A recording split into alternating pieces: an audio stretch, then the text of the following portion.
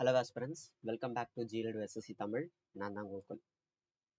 இந்த ஒரு வீடியோவில் நம்ம என்ன பார்க்க போகிறோம்னா ஒரு 5-6 சம் பார்க்க போகிறோம்.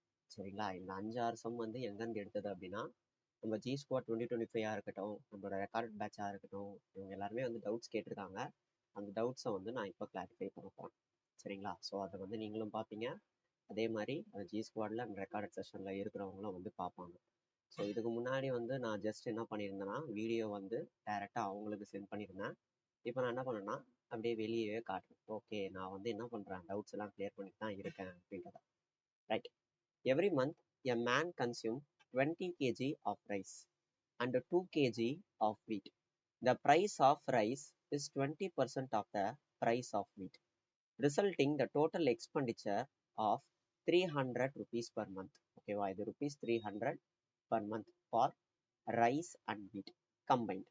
If the price of wheat increase by 20%, okay, increase or decrease? Yes, increase by 20%. What percent reduction in price consumption is needed to maintain the same expenditure of rupees 300? கேட்குறாங்க. இப்போ இந்த சம்ம பார்க்கும்போது உங்களுக்கு என்ன தெரியுது?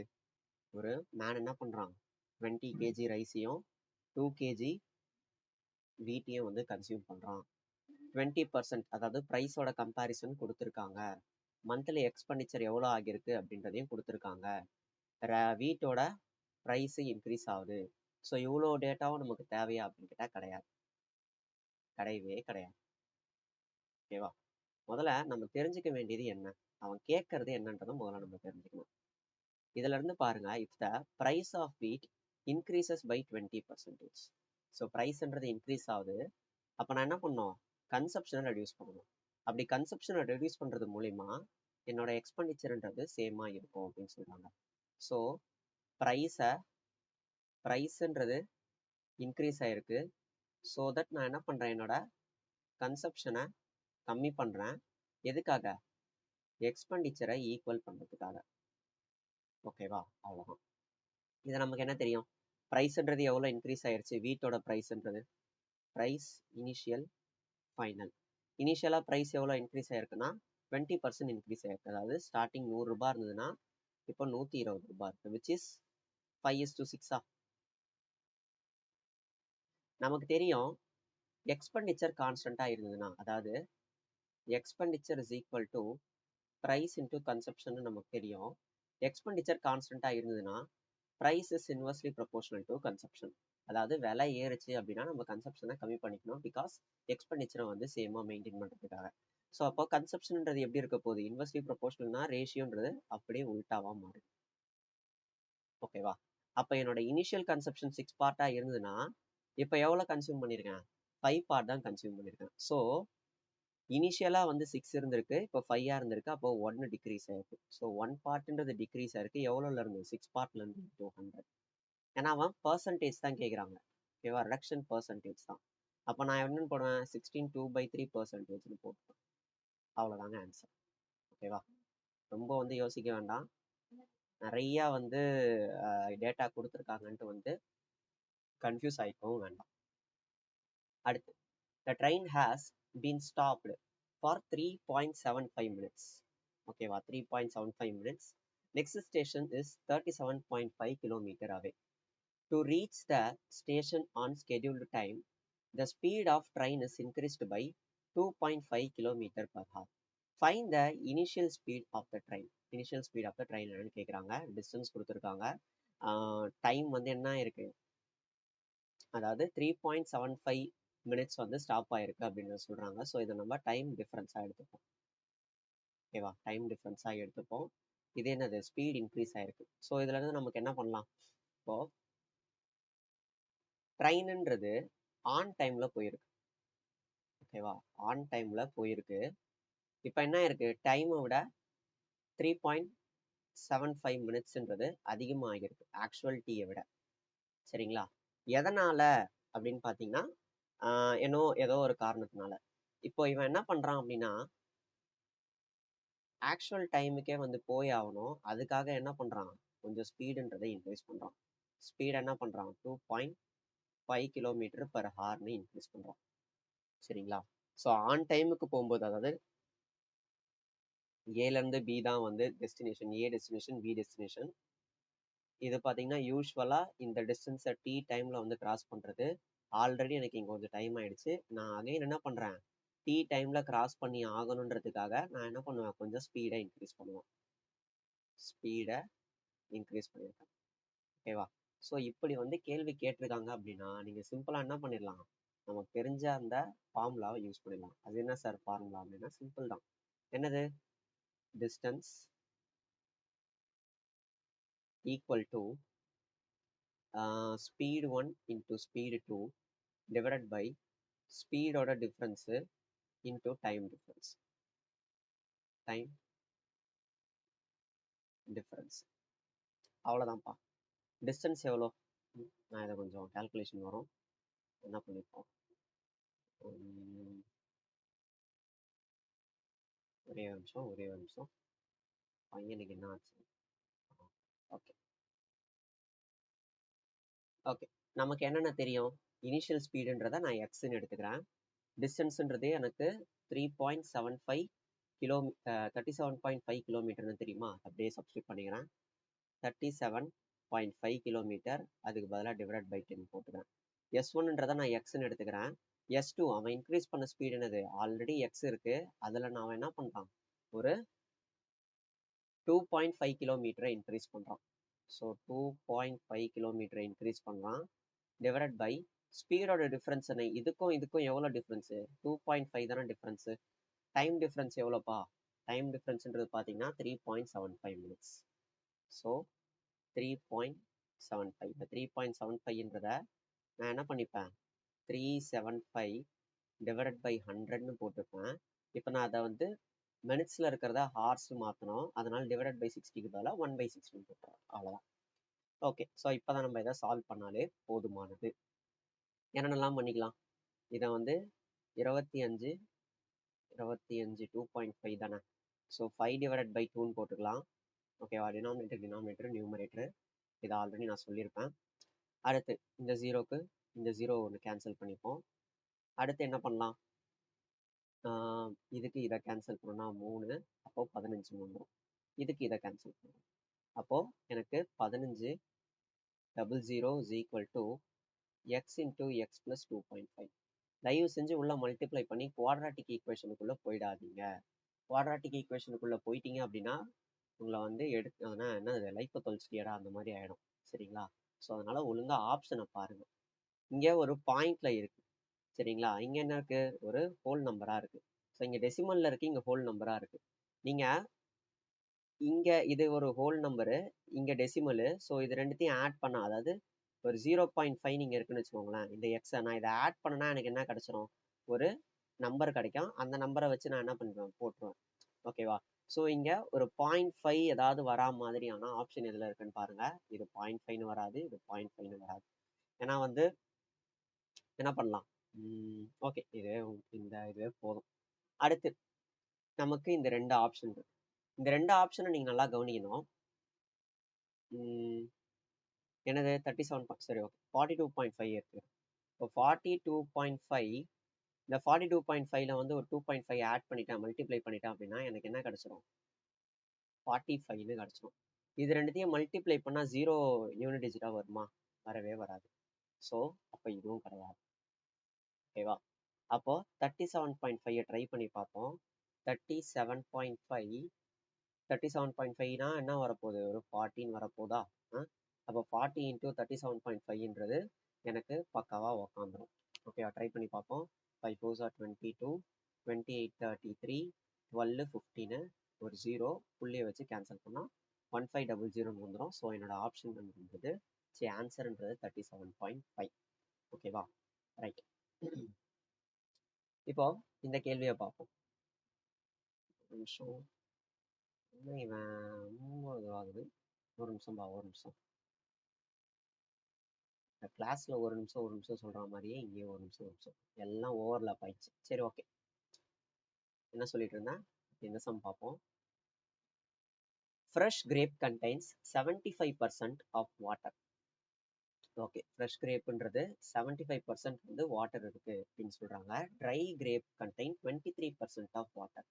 How many kg of dry grapes can be obtained by 2310 kg of fresh grapes?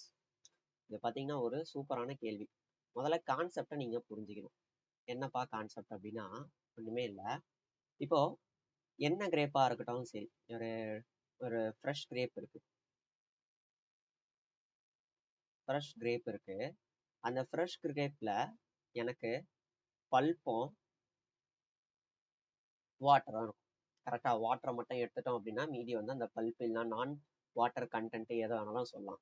அதே மாதிரிதான் என்னதான் நீங்க ட்ரை பண்ணாலும் அதுலயும் கொஞ்சம் வாட்டர் கண்டென்ட்ன்றது இருக்கும் ட்ரை கிரேப்ல. அந்த ட்ரை கிரேப்லயும் என்ன இருக்க போகுது? வாட்டர்ன்றது இருக்க போகுது. அதே மாதிரி பல்ப்ன்றதும் இருக்கும். கரெக்டா? ஒரு ஃப்ரெஷ் கிரேப்ல எவ்வளவு வாட்டர் பர்சன்டேஜ் இருக்கு அப்படின்னா 25% இருக்கு. இது 75% இருக்கு. என்னது அந்த கொஸ்டின்ல சொன்ன மாதிரி. இதுவே அந்த ட்ரை கிரேப்ல எவ்வளவு பர்சன்டேஜ் இருக்கு? வாட்டர்ன்றது 23% இருக்கு. அப்போ பல்ப்ன்றது 77% இருக்கு. இப்போ நான் என்ன பண்ண போறேன்னா, நல்லா கவனிங்க, இந்த பல்ப் ரெண்டுத்தையும் ஈக்குவல் பண்ண போறேன். இது இந்த பல்ப் ரெண்டுத்தையும் ஈக்குவல் பண்ண போறேன். அதாவது எவ்வளவு கொடுத்துருக்கான்? 2310 kg ஆஃப் ஃப்ரெஷ் கிரேப்பு. இப்போ இந்த 2310 kg ஆஃப் ஃப்ரெஷ் கிரேப்ல எவ்வளவு பல்ப் இருக்கும்பா? 75% வந்து பல்ப் இருக்கும். 75% மாத்தி போட்டேன். 25 இது 75. 75% ஆஃப் 25% ஆஃப் பல்ப் இருக்கும். கரெக்டா? 25 divided by 100. ஸோ இதுதான் பல்ப்பு. இந்த பல்ப்பையும் ஈக்குவல் பண்றேன். சரி, ஒரு ட்ரை கிரேப்ல எவ்வளவு பர்சன்டேஜ் பல்ப் இருக்கும்பா? 77% ஆஃப் பல்ப்ன்றது இருக்கும். சரிங்களா? ஸோ அப்போ நான் என்ன பண்ணிடலாம்? இதெல்லாம் எடுத்துருங்க. இந்த பல்ப் ஈக்குவல் டு பண்ணிக்கிட்டோம். அதனால இப்படி எடுத்துருவோம். ஈக்குவல் டு என்னென்னலாம் பண்ணலாம்? 77 அடிக்கலாமா? அடிச்சோன்னா எனக்கு என்ன வரப்போகுது? இது ஒரு 7 டைம்ஸ் வரும். 11 டைம்ஸ் அடித்தோம் அப்படின்னா இது ஒரு 210 வரும். அகைன் 7 டைம்ஸ் அடிச்சோன்னா 13 வரும். சரிங்களா? அப்போ ஒரு 2 ஜீரோக்கு இந்த 2 ஜீரோ கேன்சல் பண்ணிடலாம். இப்போ நான் மல்டிப்ளை பண்ணேன்னா எனக்கு 750 அப்படின்றது வரும். அது என்னன்னா ட்ரை கிரேப்போட கேஜ். ஓகேவா? எப்படி இங்க ஃப்ரெஷ் கிரேப்போட கேஜி எழுதணுமோ அதே மாதிரி இங்க ட்ரை கிரேப்போட கேஜின்றது எழுத போறோம். எத்தனை கிலோ அப்படின்ட்டு. அவ்வளவுதாங்க மேட்டர். நெக்ஸ்ட் இந்த சம் பார்ப்போம். இந்த சம் வந்து CGL 2024 ஒரு சம். சரிங்களா? ஒரே ஒரு நிமிஷம்.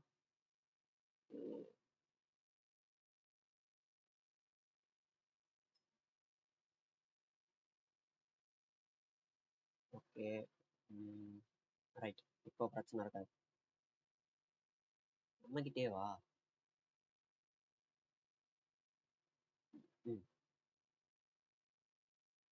ஓகே, எஸ், CGL 2024 ஒரு சம்மு தாங்க இது. இதை நான் ஆல்ரெடி நம்மளோட சேனல்ல சால்வ் பண்ணியிருப்பேன். இருந்தாலும் இன்னொரு தடவை சால்வ் பண்றேன். டவுட்னு கேட்டாங்கல்ல, ஸோ அதனால. ரைட். இப்போ என்ன சொல்றாங்க? A group of men decided to do a job. Okay, do a job in 11 days. But 16 men left the work after each days. ஒரு நாளைக்கும் 16 பேர்ன்றது கை நீங்க போயிடுறாங்க. The work as a result got completed in 15 days. How many men were there initially in the group? அதாவது வேலைன்றது ஆக்சுவலா 11 நாள்ல முடிக்கணும். ஓகேவா? அதாவது ஒரு எக்ஸ் நம்பர் ஆஃப் மென் இருக்காங்கன்னு வச்சுக்கோங்க. எக்ஸ் நம்பர் ஆஃப் மென் இருந்தாங்க அப்படின்னா 11 டேஸ்ல முடிஞ்சிருக்கும். ஓகேவா? இதுதான் பாத்தீங்கன்னா முடிஞ்சிருக்கணும். ஆனா ஒரு நாள் முடிவுலையும் 16 மென் என்ன ஆயிடுறாங்க? வேலையில இருந்து கை நீன் போயினே இருந்துடுறாங்க. அப்படி கை நீன் போயினே இருக்கிறதுனால 15 நாள்ல அந்த வேலைன்றது கம்ப்ளீட் ஆகுது.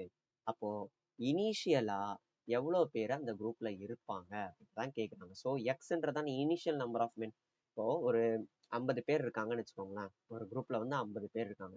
டெய்லி 10 பேர் வந்து கை போயினே இருக்காங்க. இப்போ ஃபர்ஸ்ட் டேல பாத்தீங்கன்னா 50 பேர் இருப்பாங்க. செகண்ட் டேல 10 பேர் இருப்பாங்க.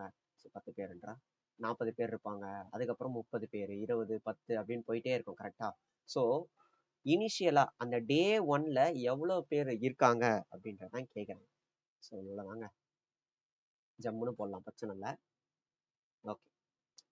இப்போ எனக்கு 11 நாள்ல ஒர்க் முடியும் எக்ஸ் நம்பர் ஆஃப் மென் இருந்தா. ஸோ டோட்டல் ஒர்க்குன்றது என்ன பண்ணிக்கலாம் 11 இன்டூ ஓகே 11 இன்டூ எக்ஸ்ன்னு எடுத்துக்கலாமா?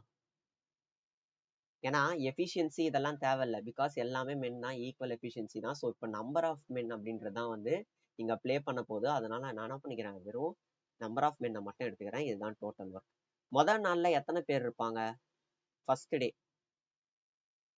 ஃபர்ஸ்ட் டேல எக்ஸ் நம்பர் ஆஃப் மென் இருப்பாங்க.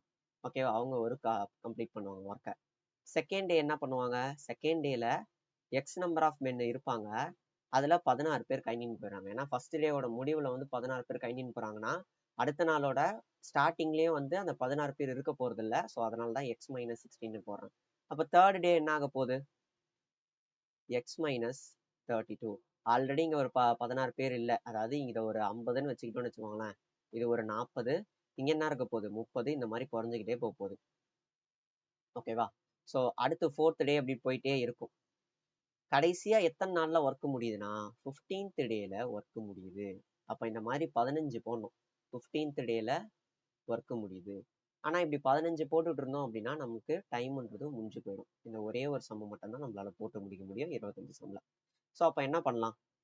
நீங்க இதை நல்லா கவனிங்க. X minus 16 into 1.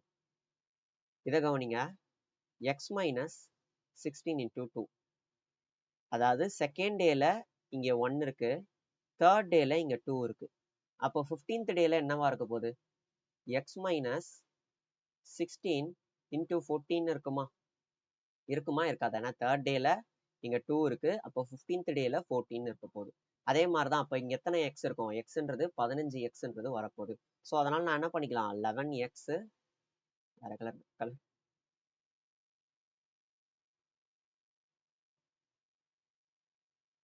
Okay 11 X is equal to 15 X plus என்ன பண்ணிக்கலாம், மைனஸ் 16 மைனஸ் 32 மைனஸ் 32 மைனஸ் அப்படியே போயிட்டே இருக்கும். 15th டேல மைனஸ் 16 இன்டூ 14 இருக்கும். ஓகேவா? இப்போ மைனஸ் 16ன்றதை வெளியே எடுத்துட்டேன்னா எனக்கு என்ன ஆகும்? 11x is equal to 15x minus 16 வெளியே எடுத்துட்டேன்னா 1 plus 2 plus 3 டாட் 14 வந்துடும். இப்போ இதை பார்த்தீங்கன்னா தெரியும், கன்சிக்யூட்டிவ் நம்பர்ஸாக தான் இருக்கு, 1ல இருந்து தான் ஆரம்பிக்குது. அப்போ இதை ஆட் பண்ணணும்னா என்ன பண்ணுவோம்? n into n plus 1 divide by 2 தான். அப்போ 14 இன்டூ 15 டிவைட் பை 2 7 இன்டூ 15 வரும். ஸோ 7 இன்டூ 15ன்றது சம் வேல்யூ ஏதோ ஒன்று வரும், அப்படியே விட்டுருங்க. அடுத்து என்ன பண்ணிக்கலாம், இதை இந்த பக்கமாக எடுத்துகிட்டு போனால் மைனஸ் 4xன்னு வரப்போகுது. மைனஸ் 4xக்கும் மைனஸ் 16க்கும் கேன்சல் பண்ணோம் அப்படின்னா வெறும் 4ன்னு கிடைக்க போகுது.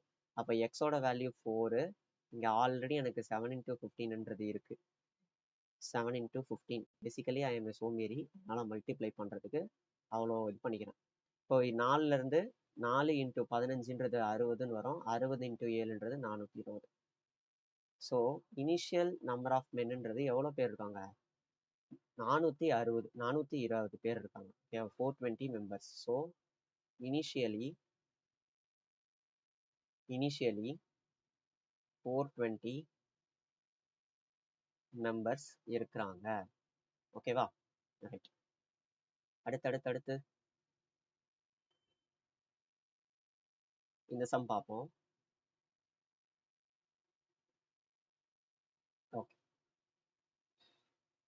Total number of males and females in a village 48,000. Okay. The population of male is increased by 20% and the population of female increased by 16%. Due to this, the population of the village increases by 17%. Find the difference between the males and females after the increment.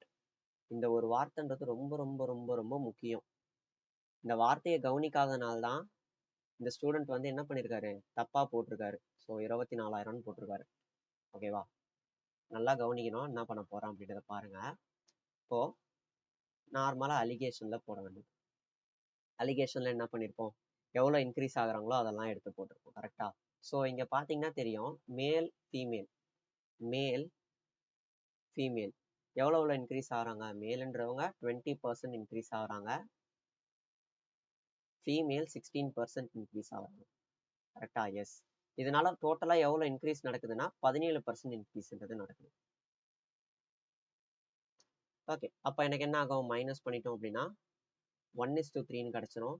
அப்போ 4 part தான் 48,000 அப்படின்னா அவங்க கேட்கறது difference தான். So 2 part எவ்வளோன்னு பார்த்துட்டாலே போதும். அப்போ 24,000.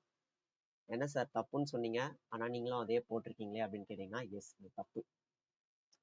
இதுவே பிஃபோர் த இன்க்ரிமெண்ட்னு கேட்டிருந்தாங்கன்னா இது கரெக்டா இருந்திருக்கும். பட் இவங்க கேட்கறது ஆஃப்டர் த இன்க்ரிமெண்ட். ஸோ இதுல நீங்க ஒரு சின்ன கான்செப்ட் தான்.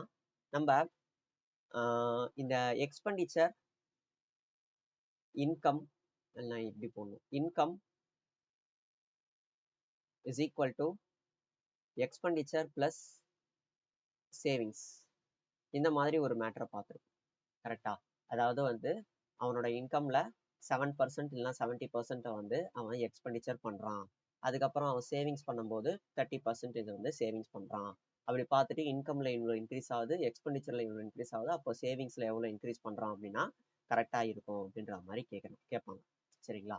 ஸோ இந்த மாதிரி கேள்விக்கு நம்ம என்ன பண்ணிடலாம், டைரக்டா 1:3 அப்படின்ட்டு போட்டு போயினே இருக்கலாம்.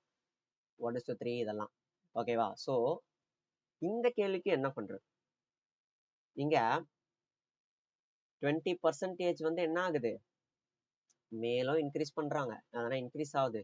16% வந்து என்ன ஆகுது, ஃபீமேலும் இன்க்ரீஸ் ஆகுறாங்க.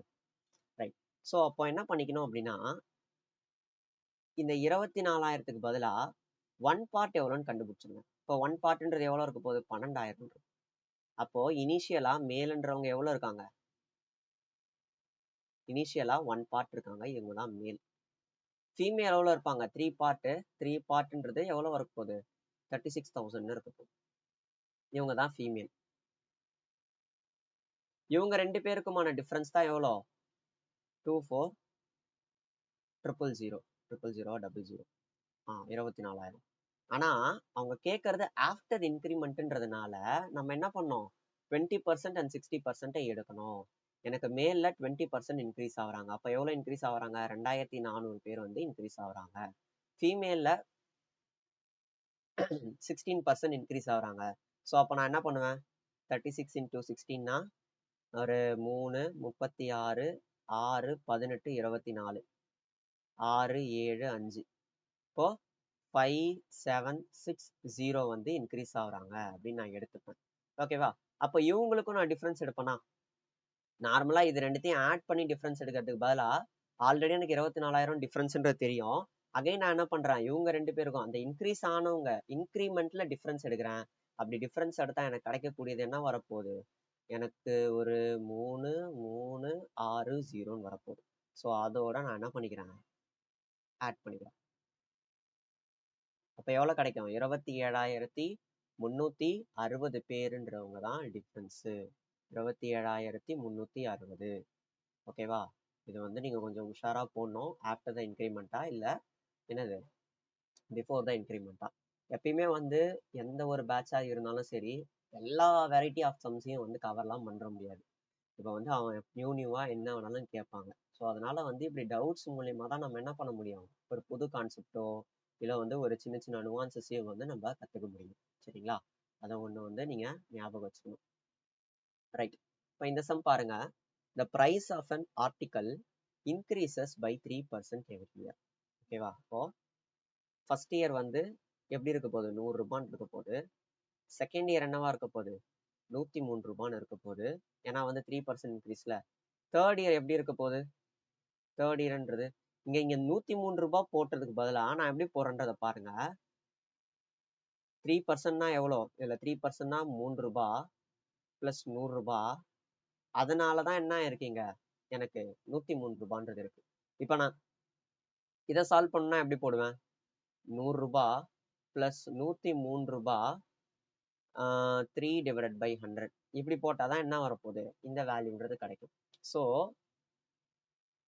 எப்படி போடணும், 100 பிளஸ் 103ல வரும், 103 பிளஸ் 103 into 3/100.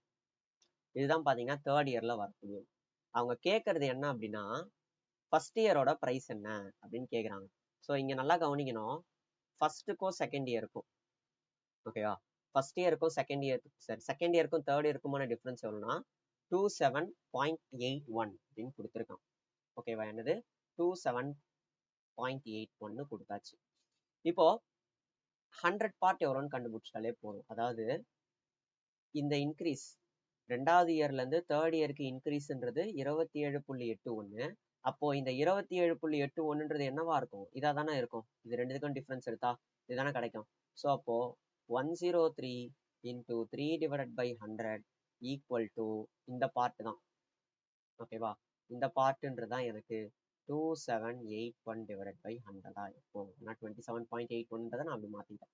0க்கு 0 வச்சிடலாம். இதை பண்ணோம் அப்படின்னா எனக்கு 309 கிடைக்கும். 3 டேபிள்ஸ்ல வச்சா அமோகமா அடிச்சிடும். 3 டேபிள்ஸா 9 டேபிள்ஸ் 9 டேபிள்ஸ். அப்போ 1 பார்ட் தான் 9 அப்படின்னா எனக்கு 100 பார்ட்ன்றது எவ்வளோ வரப்போகுது? 900ன்னு வரப்போகுது. 900 தான் நம்மளோட ஆன்சர். அவ்வளோதாங்க, முடிஞ்சு போச்சா? So answer is 900. அவ்வளோதான். ஓகேங்க. ஸோ இதோட வந்து நம்ம வீடியோ வந்து எண்ட் பண்ணிக்கலாம். வீடியோ எண்ட் பண்ணுறதுக்கு முன்னாடி நம்மளோட G Squad 2025 இருக்கட்டும், அதே மாதிரி நம்மளோட ரெக்கார்டட் பேட்சாக இருக்கட்டும், சயின்ஸோட பிடிஎஃபாக இருக்கட்டும், இது எல்லாத்தோட ப்ரைஸும் வந்து உங்களுக்கு அங்கங்கே வந்து போயிருக்கும்னு நினைக்கிறேன். ஓகே, இருந்தாலும் நான் கடைசியாக சொல்லிக்கிறேன், யாராவது வந்து ரொம்ப ஷார்ட் டைமில் உங்களுக்கு வந்து நிறைய கான்செப்ட்ஸ் வந்து எஸ்எஸ்சிக்கு தேவையான கான்செப்ட்ஸ், ஆர்ஆர்பிக்கு தேவையான கான்செப்ட்ஸ் இதையெல்லாம் படிக்கணும்னு நினச்சிங்க அப்படின்னா நம்மளோட G Squad 2025 மேக்ஸுக்கு சொல்கிறோம். மேக்ஸுக்கு தேவை அப்படின்னா ஜீஸ் ரெக்கார்டட் பேட்ச் இருக்கும். ஓகேவா? 399 rupees. இந்த 399 rupeesல உங்களுக்கு அரித்மெட்டிக் கம்ப்ளீட் பண்ணிடுறோம், அட்வான்ஸ் கம்ப்ளீட் பண்ணிடுறோம், Tier 2 டாபிக்ஸ். Tier 2 டாபிக்ஸ்ன்றது என்னென்ன? இந்த கோஆர்டினேட் ஜாமெண்ட்ரியா இருக்கட்டும், இந்த ஸ்டாட்டிஸ்டிக்ஸாக இருக்கட்டும், ப்ராபபிலிட்டியாக இருக்கட்டும், இது எல்லாத்தையுமே நம்ம என்ன பண்ணிடுறோம்னா கவர் பண்ணிடும். இப்போ ரீசெண்டாக நடந்த ஆர்ஆர்பி என்டிபிசி எக்ஸாமில் அல்ஜிப்ரா ஒரு டைப்பாக கேட்டிருந்தோம். அந்த அல்ஜிப்ரா ஒரு டைப்பாக கேட்டது என்ன அப்படின்னா ரயில்வே பேஸ் பண்ணி இருக்கிறதுனால அந்த அல்ஜிப்ராலையும் நான் என்ன பண்ணியிருப்பேன், நம்மளோட டாப்பிக்லையும் அது எல்லாத்தையுமே நான் ஆல்ரெடி இன்க்ளூட் பண்ணி வச்சுருக்கேன். சரிங்களா? ஸோ டிஸ்கிரிமினன்ட்னா என்ன, பேவி கர்வ் மெத்தட் யூஸ் பண்ணி எப்படி போடுறது, அதுக்கப்புறம் பாலினோமியல்ஸை யூஸ் பண்ணி அதை எப்படி ரெடியூஸ் பண்ணுறது, எல்லா மேட்டரையுமே வந்து நான் ஆல்ரெடி சொல்லி கொடுத்தது தான் என்ன இருக்குன்னா அதில் வந்திருக்கு. சரிங்களா? அதே மாதிரி தான் ஸ்டாட்டிஸ்டிக்ஸாக இருக்கட்டும். ஸ்டாட்டிஸ்டிக்ஸில் இந்த மீனு, மீடியன், மோடு இது ரிலேட்டடாக வந்து கேள்வி வந்திருந்தது. ஸோ அதுவும் பார்த்தீங்கன்னா நான் ஆல்ரெடி என்ன பண்ணிட்டேன், ஸ்டாட்டிஸ்டிக்ஸ் வீடியோ அப்லோட் பண்ணிட்டேன் ஆர்ஆர்பி எக்ஸாமுக்கு முன்னாடியே. ஸோ அதுவும் நீங்கள் என்ன ஆல்ரெடி பேட்சில் இருக்கிறவங்க பார்த்துருந்தாங்க அப்படின்னா அதை கண்டிப்பாக வந்து அட்டன் பண்ணிடுவாங்க. இப்போ என்ன இருக்குது, கோஆர்டினேட் ஜாமெண்ட்ரியும் அப்டேட் ஆகிடுச்சு, அடுத்த ப்ராபபிலிட்டி அப்டேட் ஆகிடும், அதோட வந்து மொத்தமாக வந்து கம்ப்ளீட் ஆகிடும். சரிங்களா? ஸோ ஆர்ஆர்பிக்கும் சரி அதே மாதிரி எஸ்எஸ்சிக்கும் சரி நம்ம வந்து ஒரு லிமிட்டடான டைமில் நிறைய வந்து டாப்பிக்கு ரெலவெண்ட்டான டாப்பிக்கை வந்து கவர் பண்ணோம் அப்படின்னு நினச்சிங்கன்னா தாராளமாக வந்து இது பாருங்கள், பார்த்து பர்ச்சேஸ் பண்ணிக்கோங்க. பிகினர் ஃப்ரெண்ட்லியாக தான் இருக்கும். சரிங்களா? செஷனோட எண்ட் பண்ணிக்கலாம். தேங்க்யூ.